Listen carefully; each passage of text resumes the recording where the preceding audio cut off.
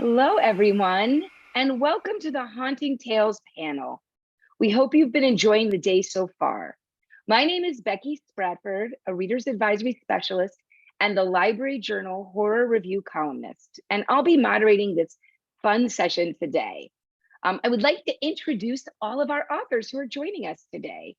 First, we have V. Castro, the author of The Haunting of Alejandra, coming from Del Rey.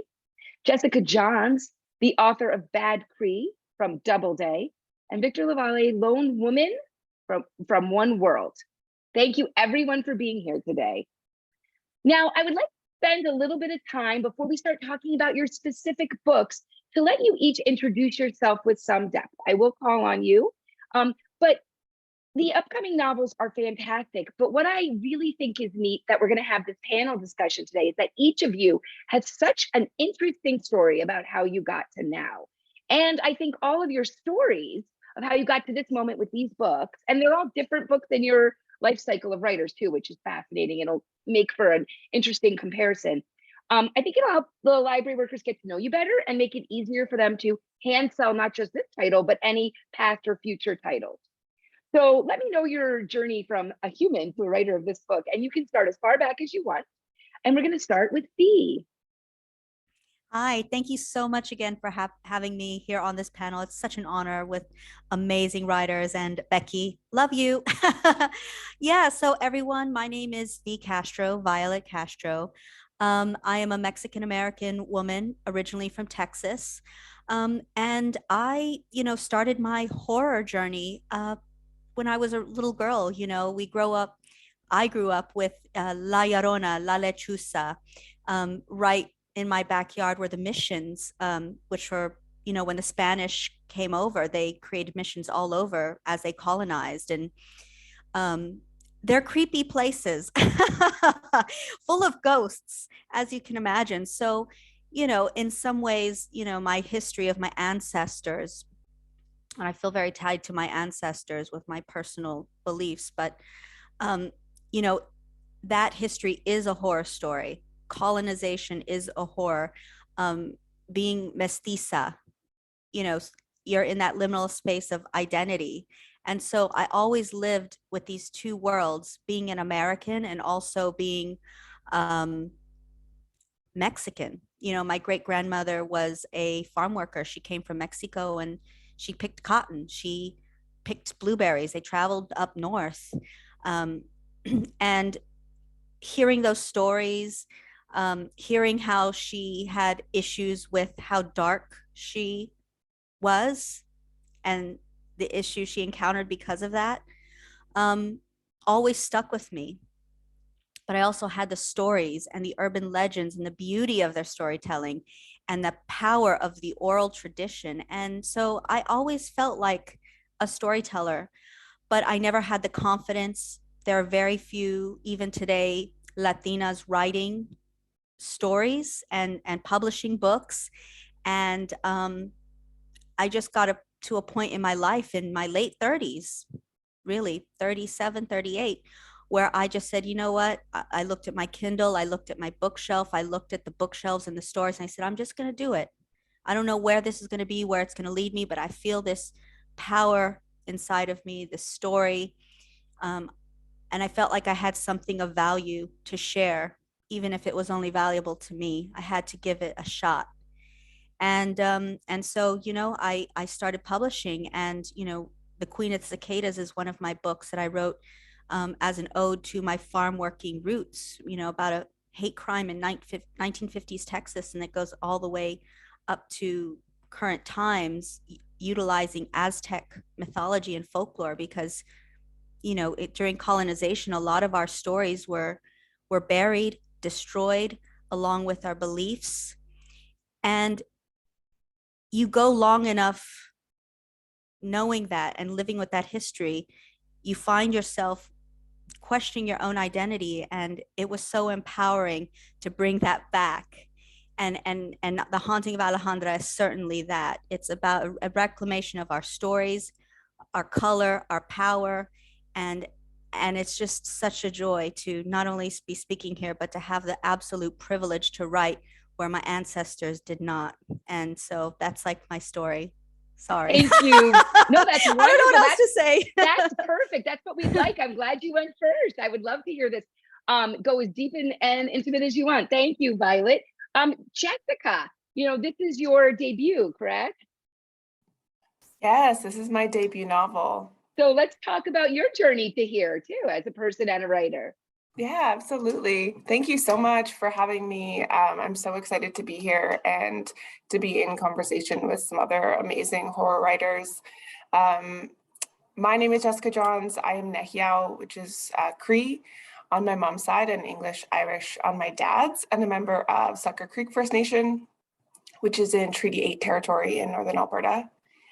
And I resonate so much with what V is talking about in terms of,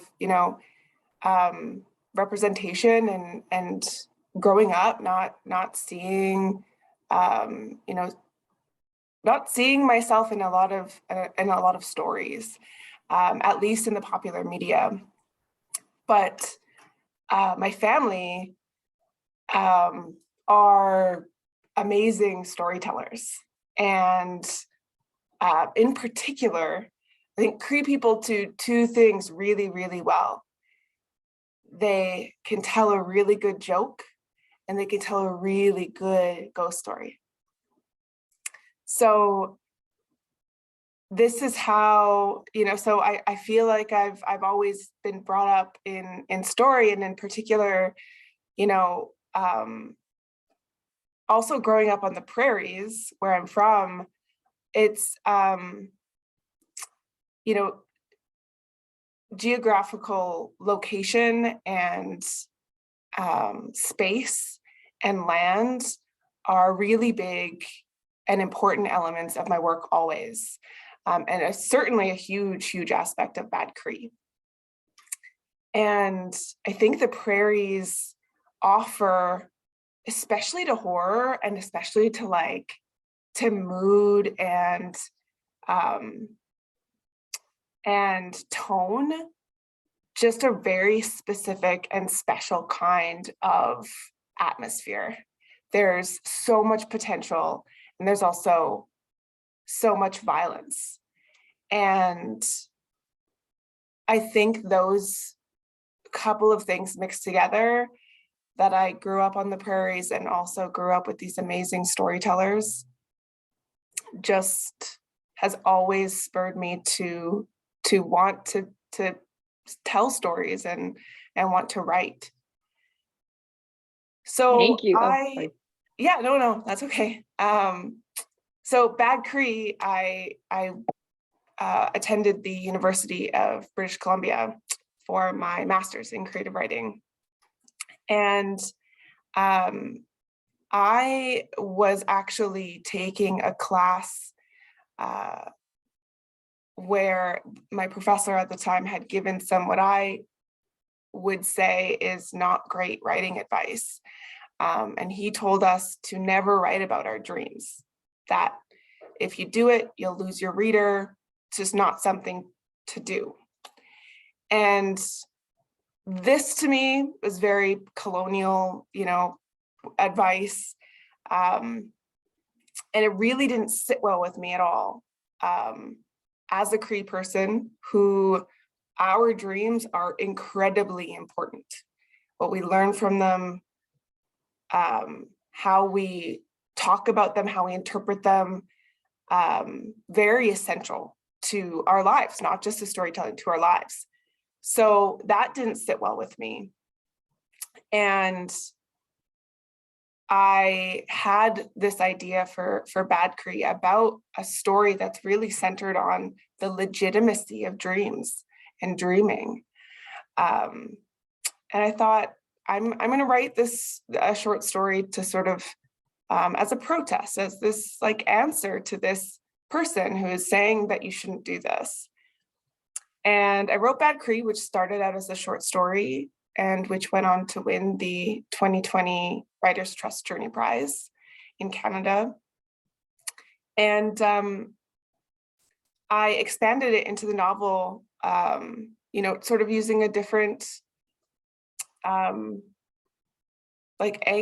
where it wasn't about responding to this, non-Indigenous person anymore. It was about writing into love and writing about these things that, I had grown up being taught, how to write about kinship and love and family.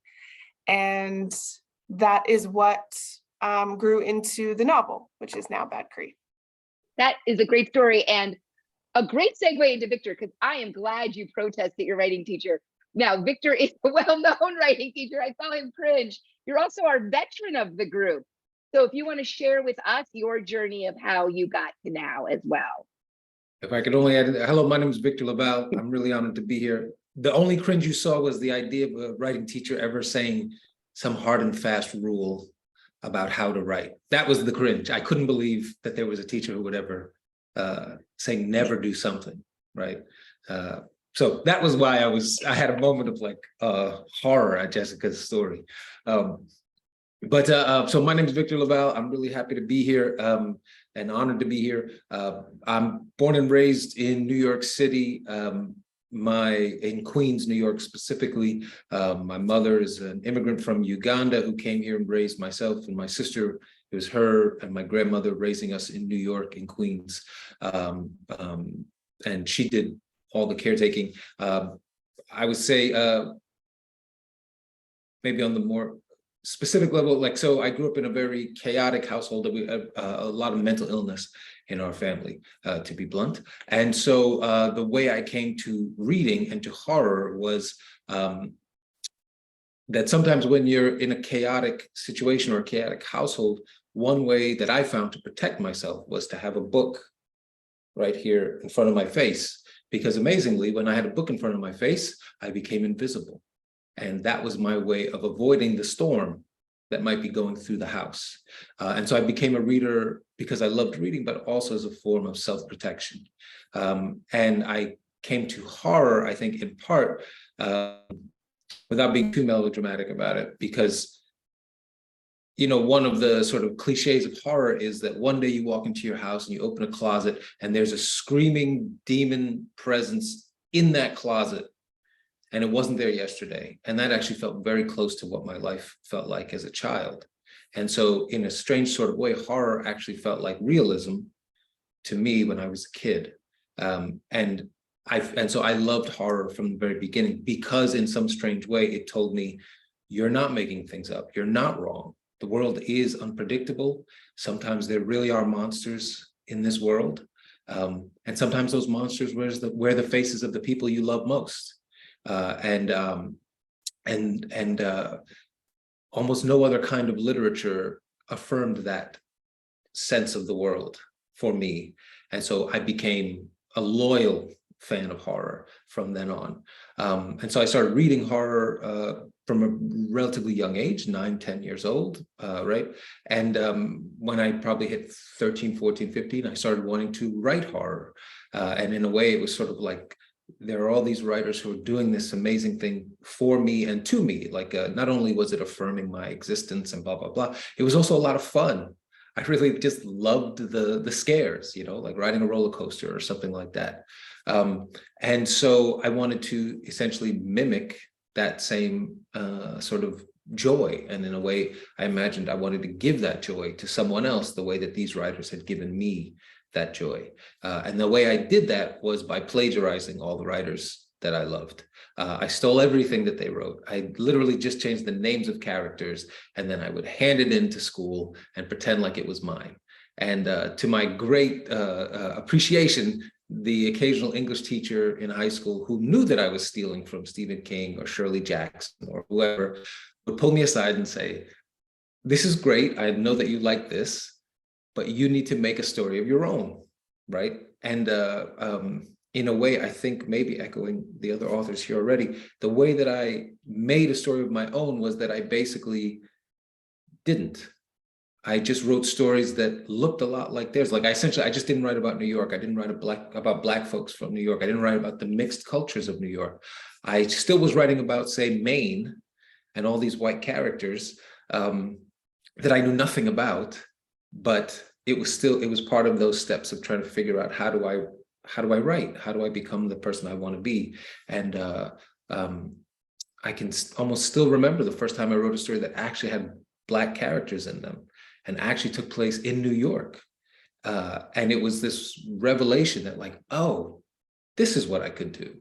And this would be different than the things that these writers I love did. And this would be my way to sort of give back something new to a reader. And that was the beginning of my sort of becoming the writer that I am, who's a writer very much about like experiences, people, places that I feel like I know intimately, and feeling like, okay, if there's a grand literary map, then I can draw in my little locations on the map now, as opposed to just tracing over the locations of the writers I'd loved when I was a child. Thank you so much, Victor. And if people want to see what he's describing in action, I highly recommend reading The Ballad of Black Tom. I am on the record as describing it as a book that both gives the hug and the middle finger to Lovecraft at the same time. But as a product of a dad from Queens, I love your stories being set in places I know. And Jessica, before we're going to go to you next, talk about your book specifically, but I moved from the New York area to the Prairie. I live in Chicago now, and the Prairie terrifies me in ways that the city never did. So I really felt what you were saying. But let's talk about each book a little bit in more detail. We're going to have 2 questions for each of you about your book, so people can learn a little more detail beyond what's on the little cover copy. Jessica, I am so glad you embraced dreams, because, oh my goodness, this book, I read a lot of horror books, right? This book begins with what I think is like the second most terrifying thing in horror. The first being clowns, the second being birds. Okay, so Mackenzie wakes up from a terrifying dream, prominently featuring birds, with a severed bird head then actually in her bed with her. I will tell you, I read a lot of horror. This is a stellar opening full of a lot of dread. I really enjoyed that, unease and terror. But the story is about so much more. It is a mystery. It's a woman's journey to find herself, her place within her family and her people. So what I would love is if you can introduce us to Mackenzie and the book a little bit. Yeah, absolutely. Well, I think that, Mackenzie is, a Cree millennial and protagonist of this book. And she has been disconnected from her family, both geographically. She moves from her home territory away, and emotionally, for a couple of years after their entire family experiences some really major losses. And, she does this as a coping mechanism. She's coping with grief and she's coping with trauma, but it has some very devastating effects on herself and her family. And when these dreams start, and nightmares, as they very clearly are, birds are terrifying. When they start happening, she's terrified. She doesn't know what's going on. And, her answer to that, though she has been disconnected for a while, is immediately to turn to her family to find out to try and find out these things that are happening to her. So she returns home. She goes back to her home territory. She returns back to her family in hopes that they can help her figure out what's going on. And this forces her to confront a lot of her past and her avoidance tendencies as she uncovers more about what's going on within these dreams, what's going on within herself. And, all of that is where this this complexity lives in terms of the family dynamics. And she's trying to figure out this larger thing, and then also these very intense, family and kinship things that are going on as well. And, because of all of that, Mackenzie is a really complex and imperfect main character. She makes a lot of mistakes. She's made a lot of mistakes in her past, and she continues to make them throughout the book. She tries to learn. She often stumbles. And I think in that way, she's really relatable to so many people who are trying to move through the world in a good way while also experiencing a lot of hurt, while also trying to cope with traumas. And it's, I think, interesting to see how the ways in which she grows, you know, within all of that and when all of that is happening. And, you know, she ends up reconnecting in a lot of ways. And yeah. No, that's wonderful. I did enjoy how much you don't see a lot of millennial narrators these days in general. They're just starting to come out. And I loved this whole millennial with the Cree, with finding yourself. I feel like this is a book, first of all, the horror is great. This is a book for anybody sort of in that space where they're trying to connect with who they were when they were growing up and who they're going to become. I think that's fantastic. You did that very well. Victor, it is your turn. Lone Woman is a Western and a horror novel, and it does both spectacularly. It's one of my favorite mashup, actually, genres of the two. The setting is perfectly rendered. The characters, especially Adelaide, are nuanced, and the horrors of being a single Black woman in 1914 alone, plus the actual monsters, are terrifying. Can you introduce the audience to your version of 1914 Montana and the homesteading opportunities for lone women?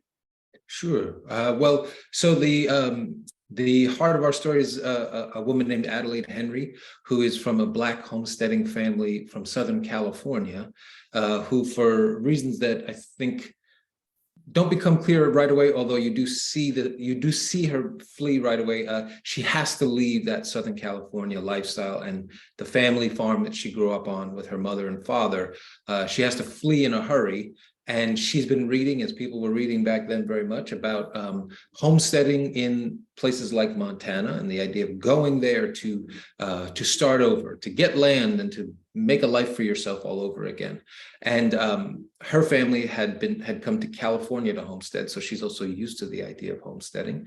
And she runs essentially to Montana, bringing nothing with her but a travel bag and a very large steamer trunk that she protects with her life, kind of thing. And she gets there, and what she discovers is a town called Big Sandy, Montana, and a group of women living on the outskirts of the town who are called lone women. And at that time, the way the Homesteading Act worked is that the federal government had essentially decimated the native population on that land and sent them off, right? And basically wanted to get settlers to populate that land in their place. And so to do that, they were offering, quote unquote, free land to any settler who would come. And because they were so desperate to have, the federal government was so desperate to have this stolen land repopulated, they really bent the laws that you would expect to be in place at a time like this.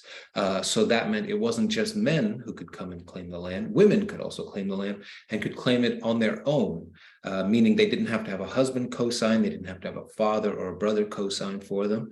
And there also were fewer racial barriers, though there were still some. So what that meant was that white women, Black women, and Latinas could claim land.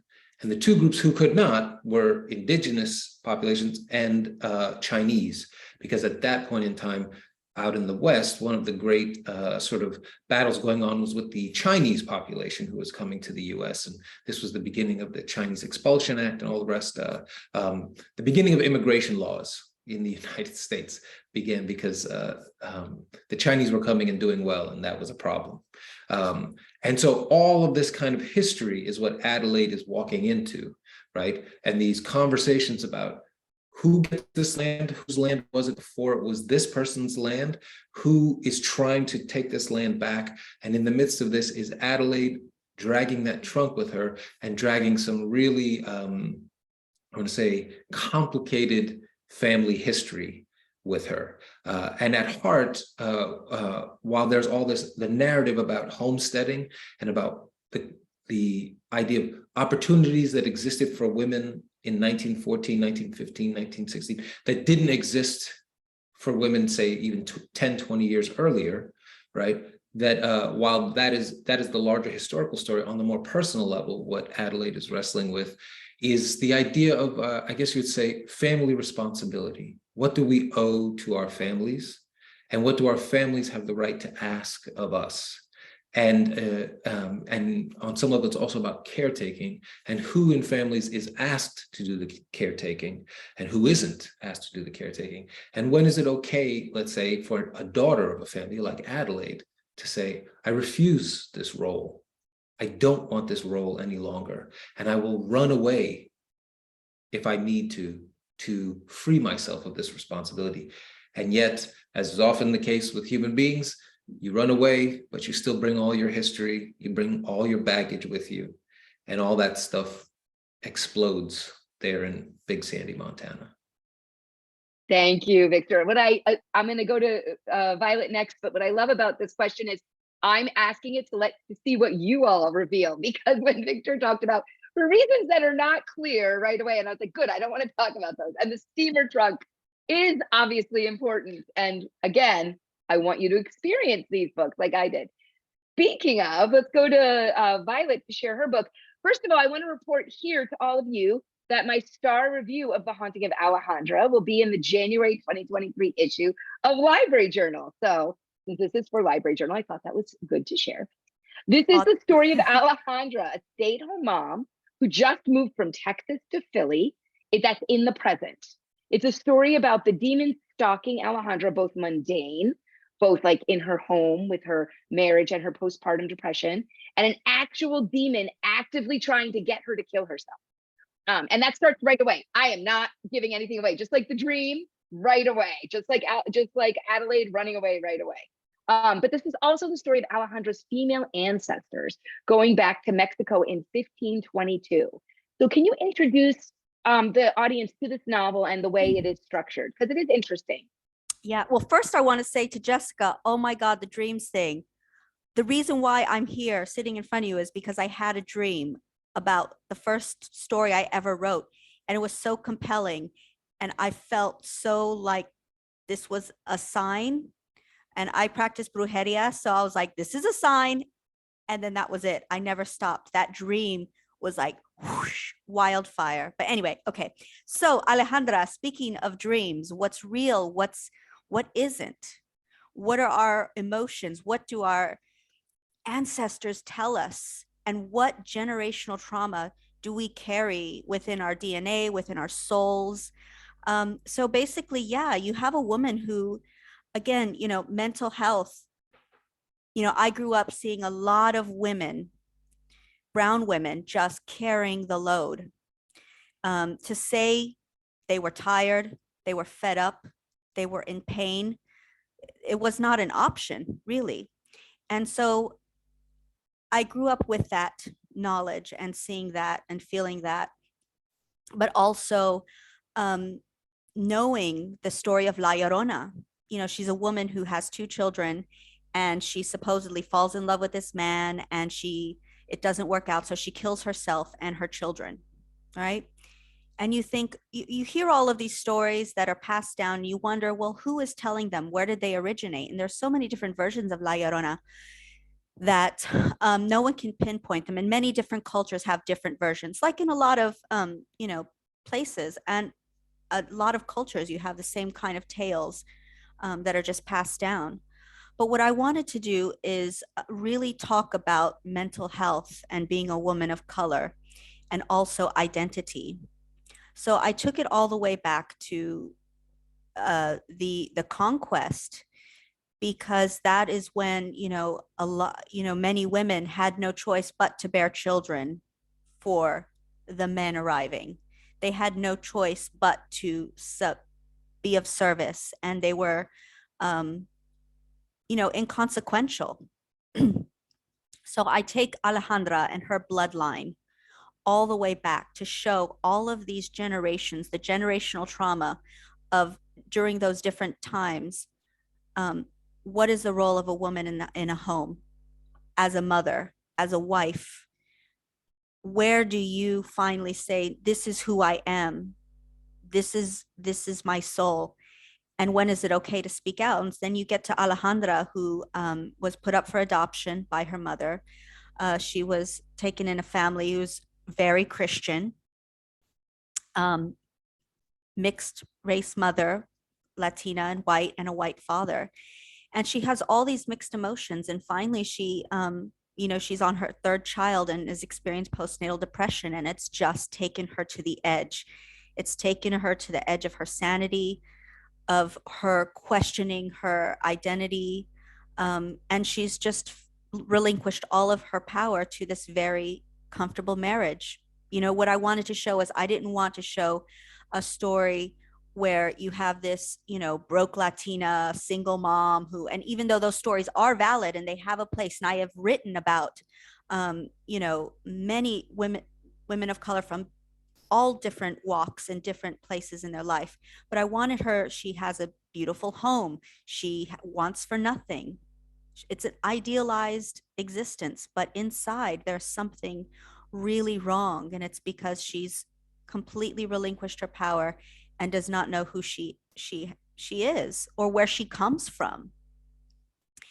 And I used La Llorona as in what would push someone to the edge. And so, you have basically this demon who feeds off of trauma, who feeds off of pain, who wants to defeat you.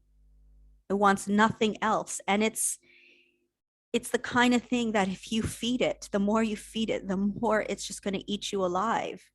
But if you don't know, if you can't find your voice, if you don't know how to, you don't know who you are, how can you? And so she goes on this journey of self-discovery. She starts seeing a therapist who's also a curandera. And like I said, I practice brujeria, and I wanted to bring in my indigenous beliefs and the practices that I utilize to keep myself grounded. And then I think a lot of Latinas are seeking out, like, you don't have to be a Christian. You don't have to be Catholic. You don't have to accept the roles that you've been handed down. You don't have to feed the men of the family first. And you don't have to have children if you don't want to. It's all questioning all of these things. And by healing the past, which what she has to do, she's creating a better future for her two daughters, actually. And she sees Katrina, and I named her Katrina for, in Mexico, we have La Catrina, who is the skeleton woman with a big hat. And she's interesting because she is a mix of, the idealized La Virgen, but also the Aztec god, the Aztec goddess of death, who rules the underworld. Again, that mythology that I find so powerful and so much truth in. So I wanted to bring all of that together to show people that it's okay to reach back into your past, to heal your present, and to build a better future. And yeah, that's kind of the haunting of Alejandra. Thank you very much. I didn't want to give away too much, but I'm so agree. passionate about all those things. I think all three of you did an excellent job introducing this book, as somebody who works with readers and has to encourage his library workers to hand sell titles, even if they haven't read them, but that they know that they would be good. All three of you have done an excellent job giving us a general sense of the tone and the way the story's told. And I really appreciate that. But now we're going to get into a little more detail. So Victor, I have read all of your horror novels. I even use you for this exact question as an example in the third edition of my book, because if you just explain the plot of your stories, people would think they're not connected at all. And this is why we talk about more than just what's on that back cover copy, right? In your horror novels, for example, I use this in my book, if you just take the genres that are besides horror for each one, we've got The Devil in Silver, which is also psychological suspense set in a mental institution. We have The Ballad of Black Tom, which is Lovecraftian horror, and The Changeling, which is dark fantasy. And now you're melding Western with horror. But when you actually think about the books, and we talked about them, and you did a great job with the first two questions, really showing this, they are, the way they're written, the feelings they're trying to convey are extremely similar. And they're not only linked, I think, having now read Lone Women, they build off of each other in succession. So I'm not going to give a whole essay on all your books, since I've done a lot of that already, but do you want to talk more about how Lone Woman builds off of your interest in the lives of Black Americans and the horror that is part of their everyday life, and how you probe that both, you know, with that metaphorically, but also within your face monsters as well?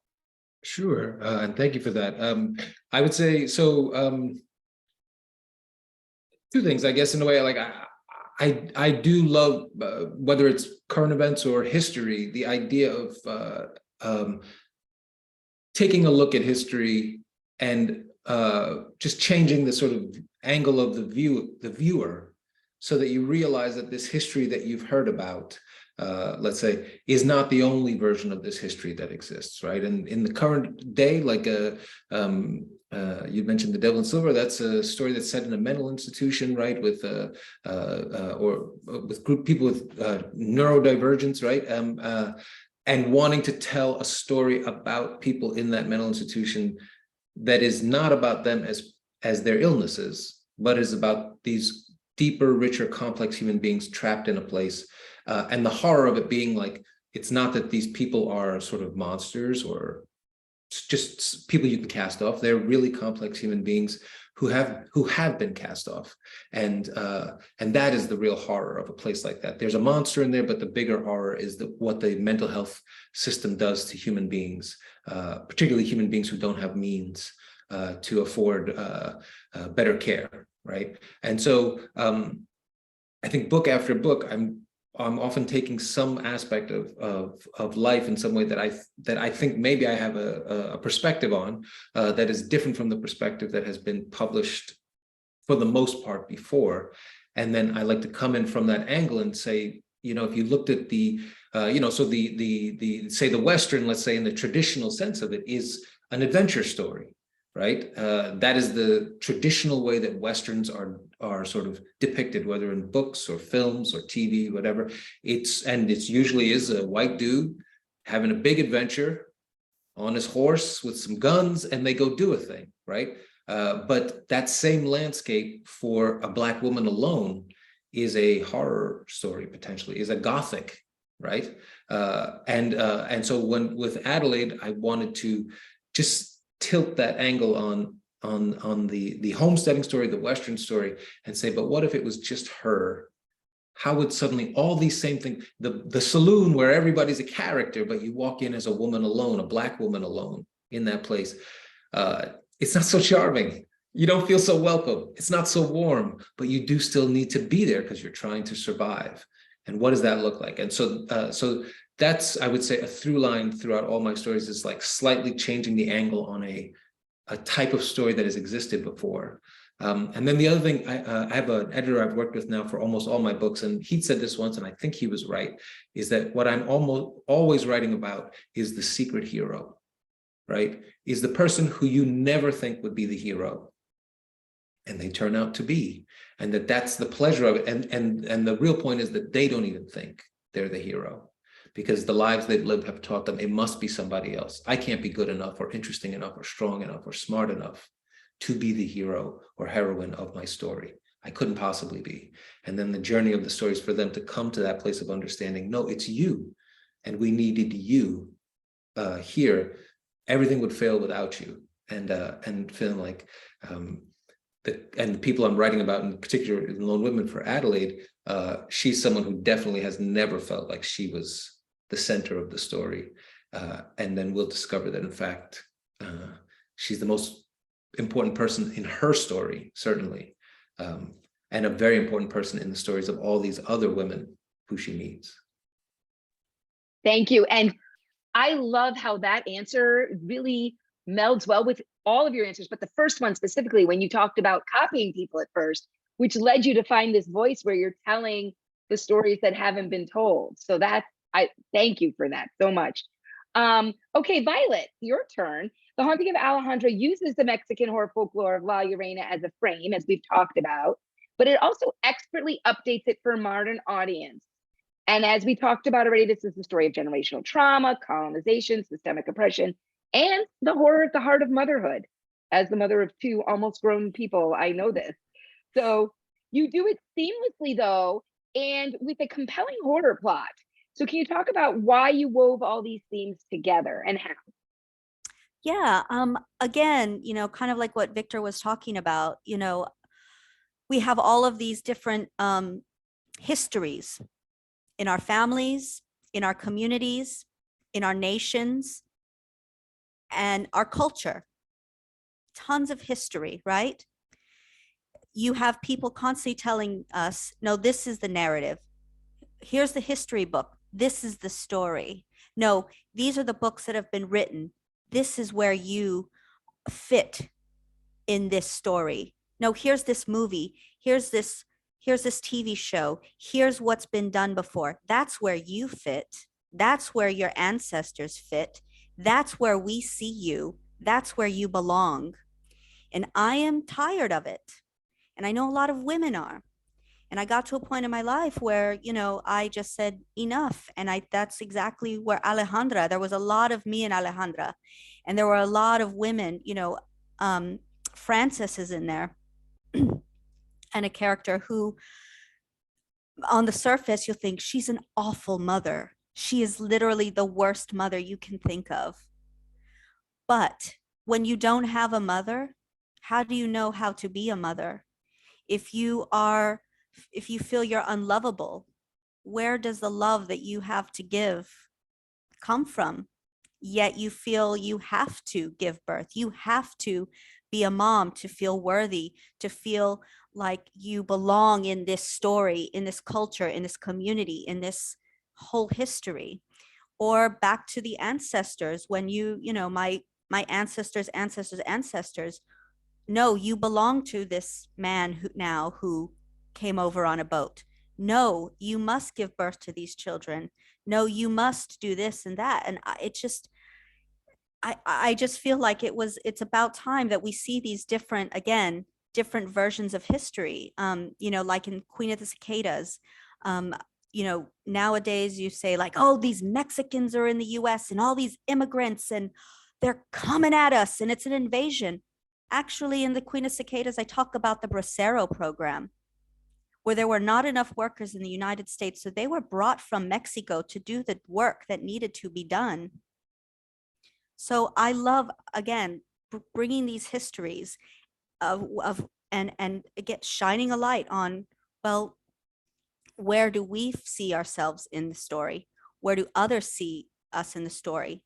And how can we come to a truth?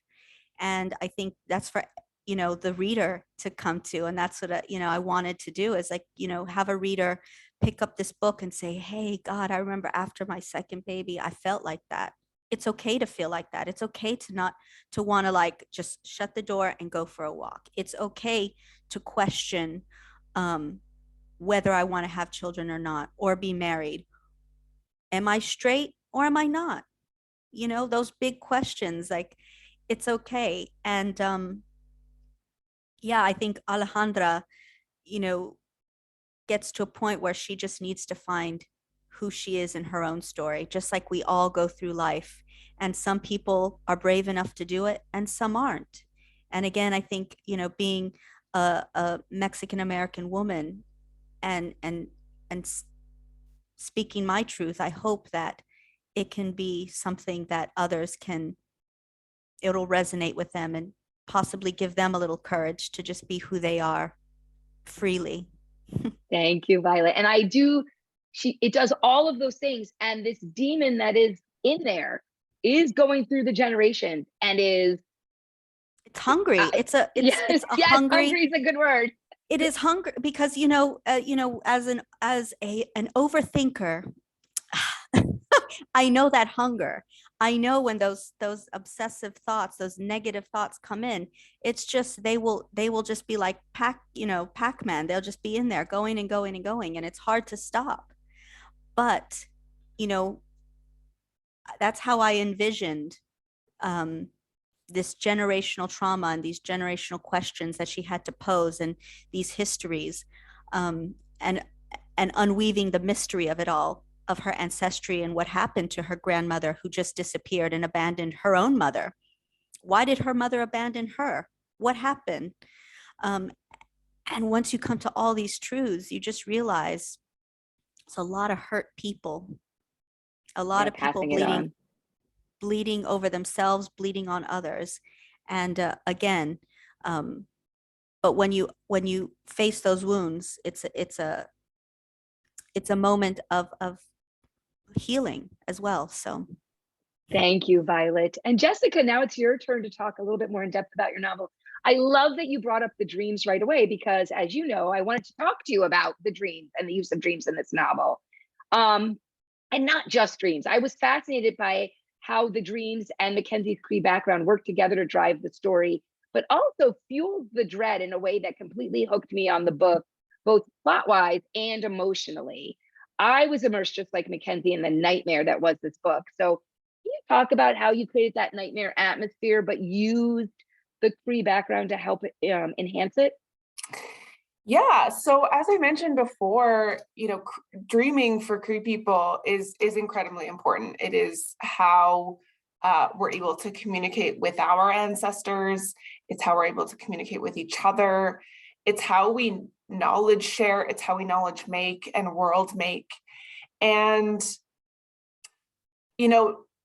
I think actually what Victor was saying before about taking sort of a classic trope or a classic something and, giving it a different perspective is very, it's very pertinent here, because dreams are actually quite often used in horror. Classic examples like Nightmare on Elm Street is a good one, Haunting of Hill House. But I think a central conflict in so many of these that I grew up watching was whenever there was a dream element, the conflict was the people around the person having the dream would not believe them. They would tell them about their dream and they wouldn't be believed, and then all this chaos would happen because it took a very long time for them to be believed, or that's an element of what makes that the dream in these other sort of classic horrors as scary. But in Bad Cree, Mackenzie is believed immediately. It is not a question of what is happening to her. All of her family immediately, as soon as they hear dream, because culturally that is very significant for us, it's not a question of whether or not this is happening to her. So the conflict instead becomes, how do we help? How do we come together to figure out what's going on and why these things are happening to her? And there is a lot of also generational uncoverings as she's doing this, because she's connecting with, she goes home and she connects with all these women in her life who generationally also have very significant things happen to them in their dreams, which they've never talked about before. And there is, as in the greater aspect of the novel, there is generational trauma, and there's generational hurt. And also something I wanted to bring in was like, what does generational joy look like? And what is generational magic? And how these dreams are passed on and how they're connected to one another generationally is, as Mackenzie uncovers that, and again, I'm not going to say too much, but like, these are things that she also comes to learn, is like, our history is more than just our trauma. Our history is also literal magic. And, how she comes to figure out how to use that to figure out what's going on to her and to reconnect with her family is, a key element of what's happening with her. Thank you, Jessica. And thank you for talking about that, because it was the most striking thing for me about this book, how dreams were used in a completely new and different way in horror, and for explaining that, because I just found it was something that just drew me to the book and kept me turning the pages. So thank you. And thank you everyone for being here. This was a wonderful conversation. I feel like we were able to, because there's just three of you, delve really deeply into a lot of things about horror and about these books. I highly recommend all three of these books. These will be great for all of your readers and will be very easy to hand out, and also will, provide a different take on a different perspective on the stories that they already really enjoy. Thank you so much to everyone, to Victor, Violet, and Jessica for being here and taking the time.